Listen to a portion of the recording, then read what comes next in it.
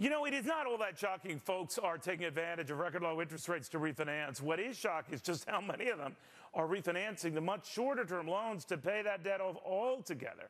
Money Maestro Ray Lucia says he's not surprised. People are just getting their buckets ready, as it were. Lucia even has a term in investment philosophy, and now a best-selling book all about it. It's called Buckets of Money, the Retirement Solution, the Ultimate Guide to Income for Life.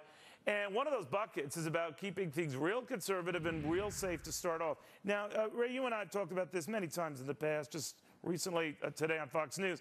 But your premise is you have to be both conservative and aggressive. But you start out with a conservative sort of a posture so you can be aggressive. Explain that. No, you're absolutely right. We need to have an ample amount of liquidity to take us through the tough times. And Lord knows we're in some pretty tough times right now. But keep in mind, diversification still works. And if you have a diversified portfolio of stocks and real estate and bonds and so forth, you can look over time periods, including the lost decade, Neil, and still see some nice areas of gains. Obviously, bonds have done phenomenally well. Real estate investment trust for the decade that the S&P did -2 was up 178%. So I still think you need to have some aggressive equities in your portfolio, but you have to have liquidity.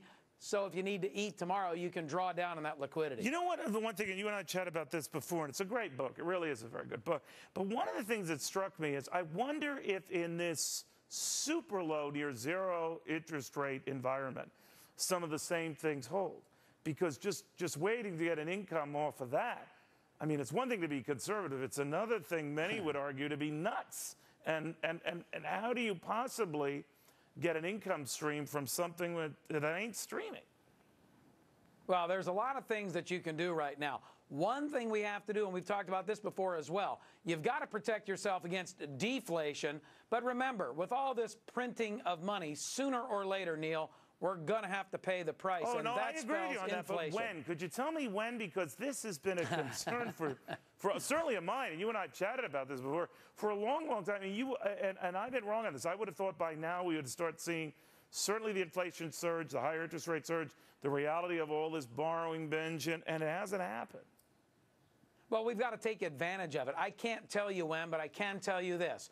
With sub 4% 15-year mortgages and a 4.4% 30-year fixed rate loan, one would be a fool today, in my mind, to pay their mortgage off or pay extra payments on their mortgage with the threat of potential inflation down the road. It may not happen for a year or two, maybe 3, but you look out 5, 10 years from now, Neil, there's no question in my mind you're going to see a bout of inflation. Do you think we have a bond bubble going on right here? Do I think we have a bond bubble? Absolutely. It's just a question of when. And again, I can't say exactly when. I'm not sure anyone can. But when you have a 10-year Treasury that's at less than 2 3/4%, a 30-year at 3 3/4%, sooner or later that bubble bursts. Your view real quickly on where the markets you think are going to go from here. They talk about a lost decade and all that. You say there's very rarely, if ever, a 15-year period where you do squat. We're closing in on that, but what do you say? Well, again, I have to be fully diversified because you can look at one area, the S&P 500, it looks really, really dismal. I think where the market's going for good, solid companies that pay dividends, I think things are going to be fine. I'm still a huge fan of real estate and real estate investment trusts in this depressed market. But you know what? It does take time, not timing. And the fact is, we're going to have to wait this one out. My suspicion is anybody with a 1 or a 2-year horizon probably ought to be out of the market because no one knows when the next shoe drops. One thing I don't like is how thin you are right now. So I'm glad I'm not here in person with you. But best of luck with the book and everything else, Raymond. A real pleasure. Thank you. Thank you, Neil. All right, buckets of money, retirement solution. Your call, your pick. You take.